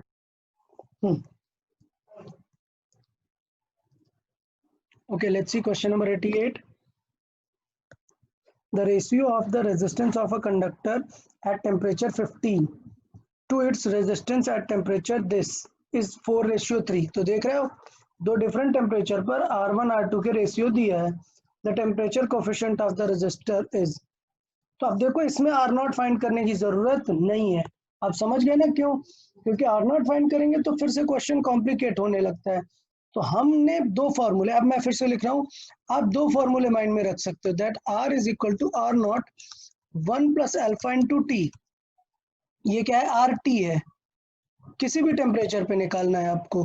आप ये भी लिख सकते हो या फिर आप लिख सकते हो R2 is equal to R1 1 plus alpha into delta T.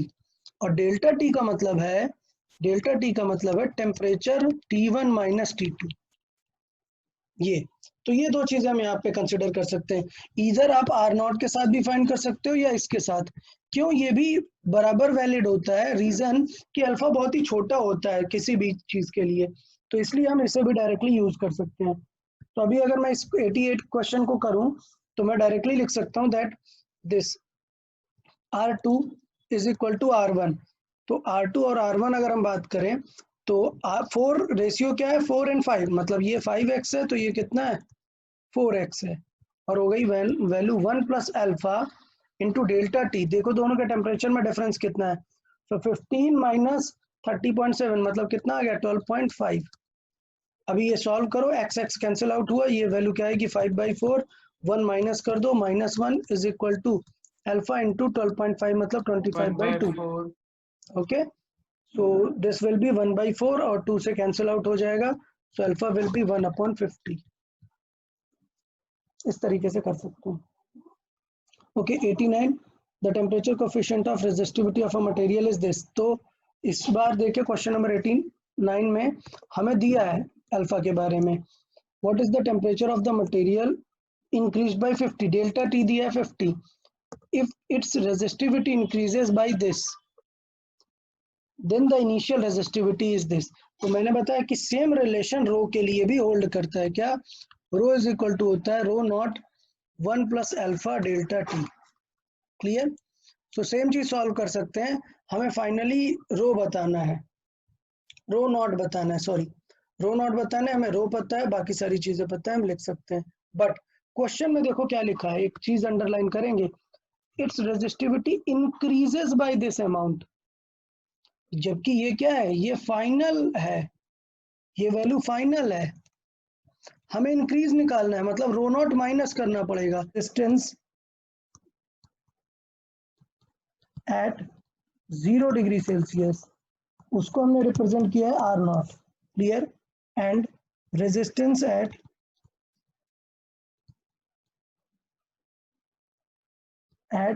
Let's say T degree Celsius, इसको बोल रहे हैं कुछ हम RT। तो इसका मतलब दोनों के बीच में टेम्परेचर डिफरेंस कितना है, टेम्परेचर डिफरेंस, अगर टेम्परेचर डिफरेंस डेल्टा टी की बात करें तो बिकॉज एक तो 0 है तो सिंपली क्या हो गया, T माइनस 0 हुआ ना, मतलब टेम्परेचर डिफरेंस कितना है, T डिग्री सेल्सियस ही रहेगा। तो इसका मतलब इस पैटर्न को हम कुछ इस तरीके से कंपेयर कर सकते हैं, RT is equal to R0 1 plus alpha into T. Just ये भी लिख सकते हैं, जिस भी टेम्परेचर का हमें चाहिए, अगर R0 पता है तो हम इस तरीके से यहाँ पर ये भी लिख सकते हैं। ओके, और change in resistance, change in resistance, अगर चेंज इन रेजिस्टेंस की बात आई, डेल्टा आर की बात आई, तो वो हम सिंपल लिख सकते हैं R naught into alpha into T. Delta R क्या है? डेल्टा आर है R T minus R naught, मतलब डेल्टा आर रियल में क्या है? वो है R T minus R naught. तो इस तरीके से हम ये भी लिख सकते हैं कि चेंज इन रेजिस्टेंस कितना होगा अगर हम टी टेम्परेचर पर लेके जाते हैं वैल्यू। तो मुझे लगता है इसमें कुछ ज़्यादा प्रॉब्लम नहीं है किसी को, स्ट्रेट मैथमेटिकल एस्पेक्ट है कि अगर हमें टी टेम्परेचर पर निकालना है तो हम कैसे निकाल सकते हैं। बात ये होती है कि दूसरा नंबर अगर हम सॉल्व करें, इफ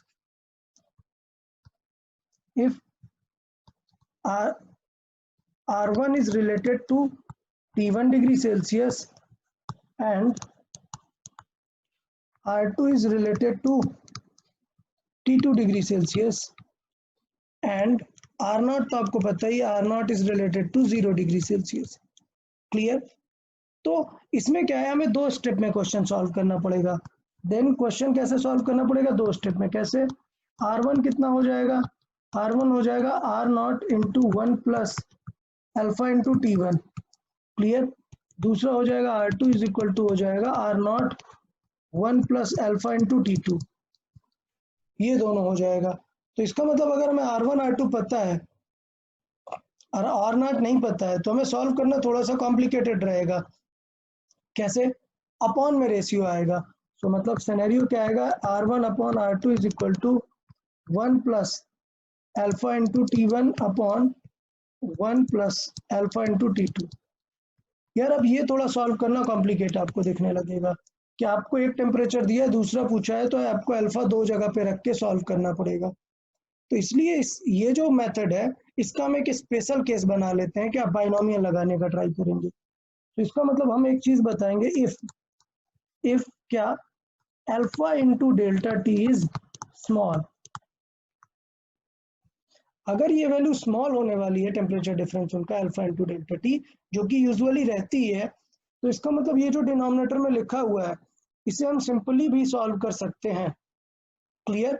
तो इसका मतलब ये होता है कि ये जो अल्फा 1 और अल्फा 2 है इसे हम डायरेक्टली भी सॉल्व कर सकते हैं और इस तरीके से लिख सकते हैं कभी भी R2 is equal to R1 1 plus alpha into delta T. इस तरीके से भी लिख सकते हैं, वेयर डेल्टा टी क्या हो जाएगा? Where delta T is T2 minus T1। Actual temperature है तो किसी भी डिग्री सेल्सियस से हम कंपेयर कर सकते हैं। तो ये पैटर्न बताने का मतलब क्या था कि आपको ये इतना पूरा सॉल्व करने का कॉम्प्लिकेटेड रेशियो निकालने की जरूरत नहीं होगी। आप directly R2 is R1 times of ये कर सकते हैं, क्योंकि डिवाइड करना बहुत टफ होता है, आप समझ रहे हैं ना, डिवाइड करना कॉम्प्लिकेट है, एग्जाम में आप ऐसे नहीं कर सकते। तो ये स्ट्रेट पैटर्न हमारे पास बन जाता है। ओके, तो ये वाली बात है। लेट्स से सपोज अभी क्या है, ये सब कब काम आता है? When alpha is given. एक थर्ड सिनेरियो देख लेते हैं, when alpha is not given. So when R naught is known but alpha unknown है,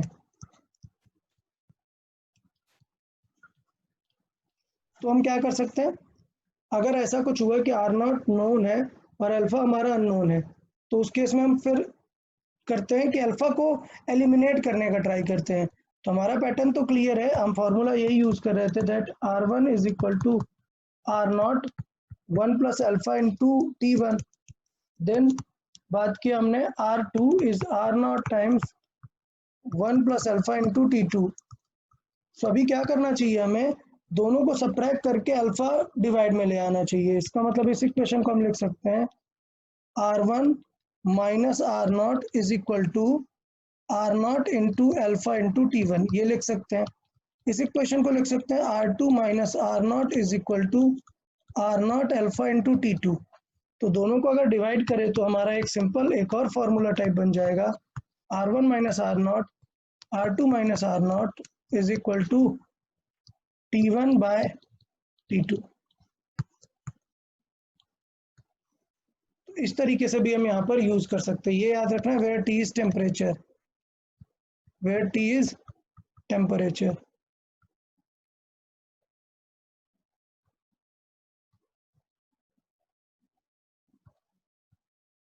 ओके तो रेजिस्टेंस को लेके ये थोड़ी हमने डिफरेंट वैरायटी ऑफ बातें की हैं थोड़ी सी, एक बार आप लोग देख लें, इनमें से कुछ डाउट रहता है तो बताएं।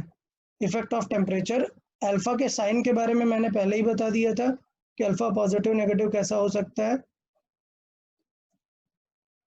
अपार्ट फ्रॉम दैट ये सारी चीजें हम देख सकते हैं, तो एक बार थोड़ा चेक करें, तीनों केसेस में दिखाता हूँ, कुछ डाउट रहता है तो पूछें।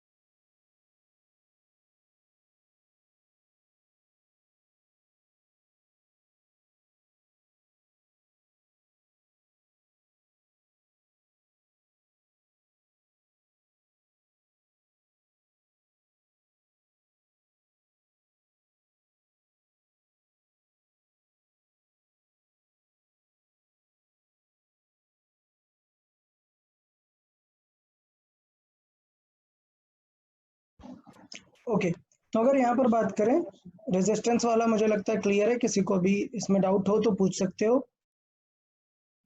ओके तो ये जो टेम्परेचर का इफेक्ट है, इस पे बेस्ड थोड़ी सी कुछ डिवाइसेस होती हैं जो सर्किट में यूज होती हैं, कभी कभी पूछ ली जाती हैं, स्पेशली जो मेडिकल वाले स्टूडेंट्स हैं हमारे, वो थोड़ा सा ध्यान देंगे कि उनको इस टाइप की डिवाइसेस के बारे में थोड़ा सा पूछ लिया जाता है। तो हम थोड़ा सा डिस्कस करते हैं कि डिवाइस का नेम है थर्मोस्टर्स। सो अगर हम बात करें, बहुत स्टैंडर्ड है इसलिए इसकी बात कर रहे हैं, थर्मिस्टर्स। थर्मिस्टर क्या है? एक टाइप का डिवाइस है। इसका काम क्या है? इसका काम ये है कि ये जो यूजुअली बना होता है डिफरेंट टाइप के मेटल्स या फिर नॉन मेटल से मिलके बन सकता है, किसी भी टाइप का हो सकता है। इसका मेन पर्पस है, थर्मिस्टर का मेन जो काम है अगर बात करें तो इसका काम ये है कि इसका जो बहुत ही सेंसिटिव होता है टेम्परेचर को लेके, इसका resistance changes with a huge amount due to change in temperature. So thermistors में अगर हम बात करें, so it's resistance changes with large amount due to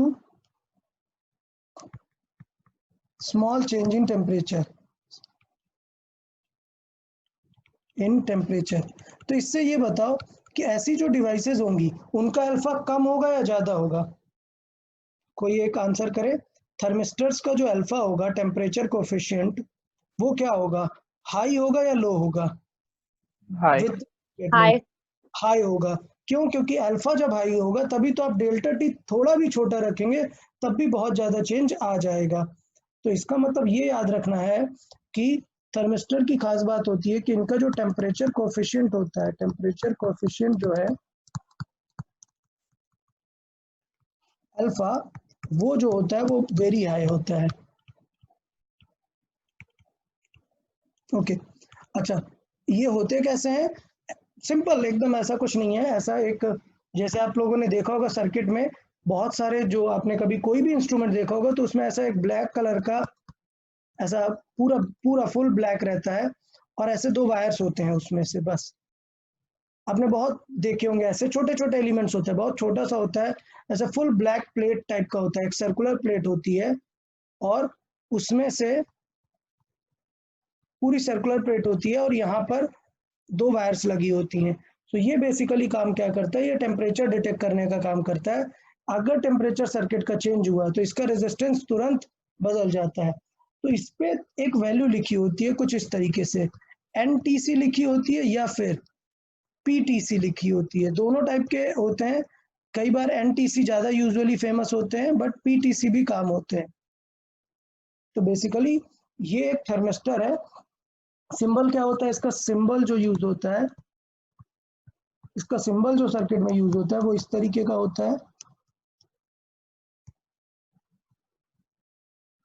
ये इसका स्टैंडर्ड सिंबल है। किसी भी थर्मिस्टर को इस तरीके से डिनोट करते हैं सर्किट में कि ये थर्मिस्टर लगा हुआ है। इसका पर्पस क्या है? इसका सिंपल पर्पस है, अगर हम बात करें तो इस करंट चेंज बहुत जल्दी होगा अगर थोड़ी भी हीट हुआ, थोड़ा भी टेम्परेचर चेंज हुआ, रेजिस्टेंस चेंज होगा, मतलब करंट चेंज होगी। सो उससे हम कैलकुलेट कर सकते हैं, मतलब कंप्यूटर में सेव किया जाता है ये सारी चीजें, और वो जस्ट बता देता है कि कितना ज्यादा टेम्परेचर चेंज हो गया। So based on current change वो कैलकुलेट करता है कि हमारा रेजिस्टेंस चेंज कितना हुआ, और रेजिस्टेंस चेंज से बैक एंड में कैलकुलेट करता है कि टेम्परेचर चेंज कितना हुआ। तो ये किसी एक थर्मिस्टर का काम होता है। अब हम बात करते हैं कि थर्मिस्टर दो टाइप के होते हैं। जैसे मैंने बात किया कि जो थर्मिस्टर है वो दो टाइप का होता है। तो टाइप्स की बात करें अगर इसमें, तो इसमें दो टाइप के होते हैं। एक होता है NTC और एक होता है PTC। ओके, कोई गेस कर सकता है कि क्या मतलब होगा NTC का, क्या मतलब होगा PTC का, मतलब क्या होगा? कोई स्टूडेंट थोड़ा सा गेस कर सकता है? बहुत ही क्लियर है, इस स्क्रीन में ही लिखा हुआ है उसके बारे में जो आप सोच रहे हैं। Normal temperature condition. अगर इसे हमने नॉर्मल बोल दिया तो फिर ये P का मतलब क्या होगा?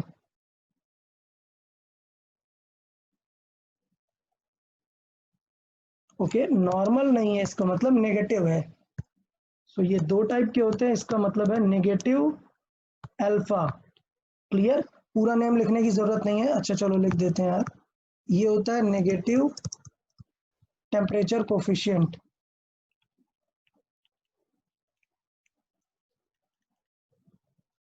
ये होता है नेगेटिव अल्फा, और ये होता है पॉजिटिव अल्फा वाला। इसका मतलब ये है कि दोनों तरीके की चीजें होती हैं।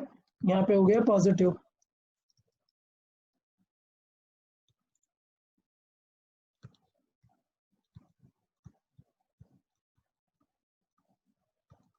अभी बात करें कि अल्फा पॉजिटिव नेगेटिव से क्या फर्क पड़ेगा।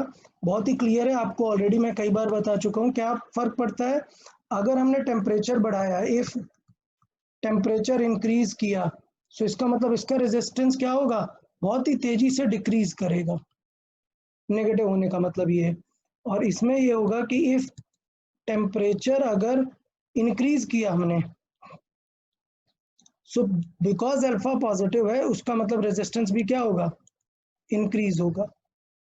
तो ये भी क्लियर है। इसमें किसी को कुछ डाउट है? ये दोनों चीजें नेम क्लियर है?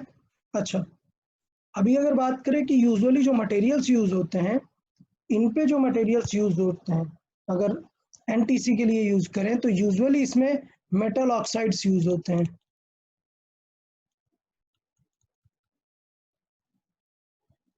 और पॉजिटिव की बात करें तो वेरियस क्रिस्टलाइन सेरेमिक्स जो होते हैं, पॉलीक्रिस्टलाइन सेरेमिक्स,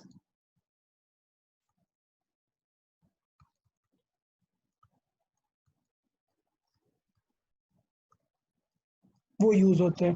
तो ये दो टाइप के थर्मिस्टर थे। थर्मिस्टर सिंपल मतलब ये है कि इस तरीके से डील करेंगे। मैंने ये डिटेल क्यों बता दिया है, क्योंकि नीट में कभी कभी पूछ लिया जाता है इन सब के बारे में। बाकी थर्मिस्टर का क्वेश्चन कैसे सॉल्व करेंगे, ये जो मैंने ऊपर लिखाए हैं, टेम्परेचर से रिलेटेड मैंने जो भी सिंबल लिखाए हुए हैं, सिर्फ जो भी बातें लिखाए हैं, उन्हीं के बेसिस पे हम क्या सॉल्व करते हैं, थर्मिस्टर्स को सॉल्व करते हैं। ओके, अच्छा एक और टर्म है, एक और मिसिंग है, एक और चीज। थर्मिस्टर जो होता है, थर्मिस्टर्स एक सेम नेम होता है, उससे स्टूडेंट कंफ्यूज हो जाते हैं कई बार थर्मिस्टर्स को। एक होता है थर्मोस्टैट्स। थर्मोस्टैट्स, कोई बता सकता है थर्मिस्टर या थर्मोस्टैट में क्या डिफरेंस हो सकता है?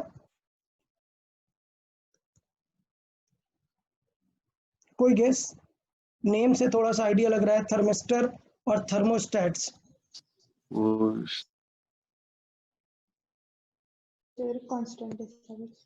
बताएं, कुछ भी चलेगा?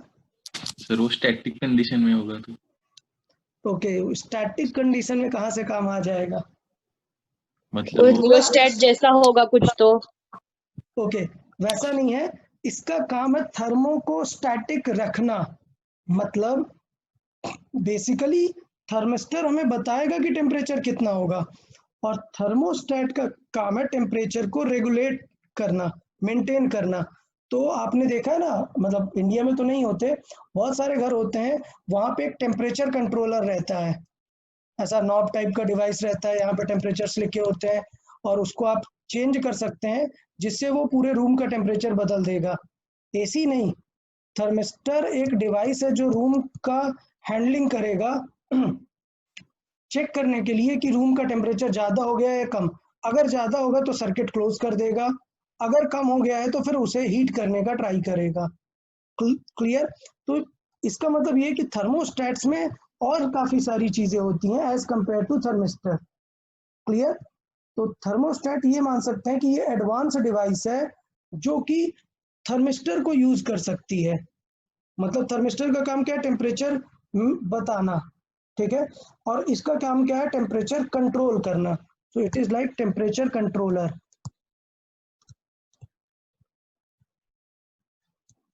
इसको हम कुछ इस तरीके से डील कर सकते हैं कि it is type of temperature controller. Okay, temperature controller का मतलब ये है बेसिकली रेगुलेट करता है, अगर टेम्परेचर ज़्यादा है तो कट कर देगा सर्किट, अगर कम है तो वापस मेंटेन करेगा। थर्मोस्टेट की क्या खास बात है? In its circuit it uses this thermistor, क्योंकि टेम्परेचर बताना भी तो पड़ेगा ना, तो टेम्परेचर आइडेंटिफाई करने का काम है थर्मिस्टर का। और थर्मोस्टेट जो है वो और एडवांस डिवाइस है जो अगर टेम्परेचर इस रेंज से ज़्यादा है तो उसे कट कर देगा। तो thermostats it uses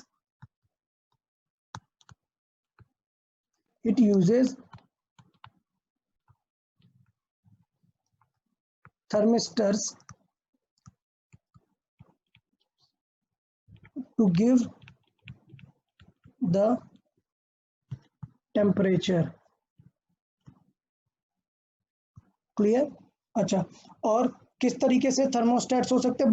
बहुत ही एडवांस टाइप के थर्मोस्टेट्स आते हैं। एक बहुत ही पुराना थर्मोस्टेट्स अगर हम बात करें तो हम ऑलरेडी एक पढ़ चुके, बाई मेटालिक स्ट्रिप। याद है बाई मेटालिक स्ट्रिप? अगर इसका टेम्परेचर चेंज होता है तो ये मेटल 1 है और ये मेटल 2 है, इनके अल्फा के वजह से ये इस तरफ टिल्ट हो सकती है या इस तरफ टिल्ट हो सकती है। तो कुछ इस तरीके से करते हैं कि इनिशियली इसे ऑलरेडी टिल्ट करके रखते हैं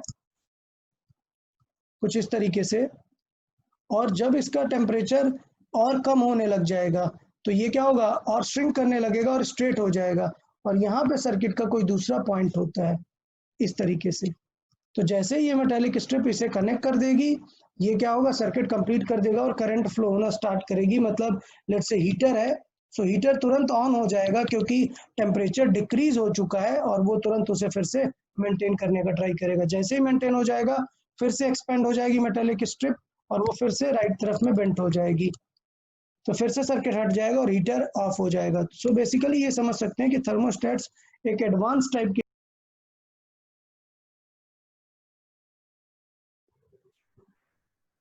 Okay, so here we have added like some examples of thermistors. So as you can see, there are different type of thermistors. So previously what I explained, it was like a disc type of thermistor. So what we explained in the previous part, that was a sort of disc thermistor. So इस तरीके से बहुत ही variety of thermistors हो सकते हैं। तो अगर thermistors में मैं मेन बात करूं तो सिंपल सी इम्पोर्टेंट वाली जो बात है वो ये है कि इसके अंदर जो भी मटेरियल यूज होता है, जैसे हमने दोनों मटेरियल्स की बात की थी कि पॉजिटिव में क्या होगा, नेगेटिव में क्या होगा, तो वो डिफरेंट मटेरियल्स इस ग्लास ट्यूब के अंदर होते हैं और यहाँ से करंट पास होती है, इसके अकॉर्डिंग उसका रेजिस्टेंस चेंज होता है और वहाँ पर हम वैल्यू देख सकते हैं। तो जैसा आप लोगों ने पूछा हुआ था, इसलिए मैंने यहाँ पर एक इमेज भी ऐड कर दिया हुआ है कि आप थर्मिस्टर्स देख सकते हैं कि कैसे होता है। सिमिलरली मैंने बताया था स्टैट कैसे काम करता है, तो मैंने बताया ये जो है एडवांस डिवाइस है आजकल टेम्परेचर कंट्रोल में जो काम आती है। तो ये एक टाइप का एक बेसिक एग्जांपल मैंने यहाँ पर एक थर्मोस्टेट का रखा हुआ है। आजकल तो बहुत ही एडवांस थर्मोस्टेट्स आने लग रहे हैं गए हैं, मतलब different variety like digital thermostats. So उसमें जैसे इसमें आप अगर देखें तो ये सारी रीडिंग्स ग्रेजुएटेड है, इसमें डिविजन्स के फॉर्मेट में सारे टेम्परेचर उसमें डिजिटल फॉर्मेट में लेकर रहते हैं। तो आप बहुत सारे रिसेंट अगर बहुत सारे वीडियोज या मूवीज में देखें तो हाउस में एक थर्मोस्टेट्स लगा होता है। ये वो एग्जांपल है जो मैंने बाई मेटेलिक स्ट्रिप का भी आपको एग्जांपल दिया कि सपोज ये जो नंबर 3 और 4 है, ये दो डिफरेंट टाइप की मेटल्स है जो डिफरेंटली एक्सपेंड होने वाली है डिफरेंट पैटर्न पे एक पर्टिकुलर टेम्परेचर पे। तो मैंने जैसा सिनेरियो आपको समझाया था कि सपोज अगर टेम्परेचर एक लिमिट से ज़्यादा हो गया, सपोज ये एक हीटिंग डिवाइस है और टेम्परेचर लिमिट से ज़्यादा हुआ, तो ये मेटेलिक स्ट्रिप एक्सपेंड हो जाएगी और ये मेटेलिक स्ट्रिप कुछ इस तरीके से यहाँ से आ जाएगी और ये सर्किट अभी ऑन है और उस केस में ये मेटेलिक स्ट्रिप हट जाएगी और सर्किट हो जाएगा हमारा ऑफ। सो वो स्टेट होगा सर्किट ऑफ, मतलब इससे ज़्यादा टेम्परेचर पर सर्किट ऑफ हो जाएगा। उसके बाद फिर से अगर टेम्परेचर डाउन होगा, let's say circuit cool down होगा, तो ये मेटेलिक स्ट्रिप फिर से अपने इनिशियल पोजीशन पर आ जाएगी और इनिशियल पोजीशन पर आ जाने के बाद इसमें वापस से करंट ऑन हो जाएगी, मतलब हीटिंग इफेक्ट फिर से स्टार्ट हो जाएगा। तो ये एक टाइप का पूरा थर्मोस्टेट्स हो गया जिसमें हमने बात की कि थर्मिस्टर्स भी यूज कर सकते हैं और ये जो पार्ट था ये इसमें स्पेशली हमने क्या यूज किया हुआ है, थर्मिस्टर्स यूज किए हुए और इसमें सिंपल एक हमने बाई मेटेलिक स्ट्रिप यूज की हुई है टेम्परेचर सेंसिटिविटी के लिए। और ये जो टेम्परेचर रीडिंग बताता है यहाँ पर एक लगा होता है थर्मोस्टेट्स। तो यहाँ पर जो टेम्परेचर की रीडिंग के लिए हम डिजिटलाइज फॉर्मेट में जज करते हैं वहाँ पर हमें थर्मिस्टर्स की जरूरत पड़ती है।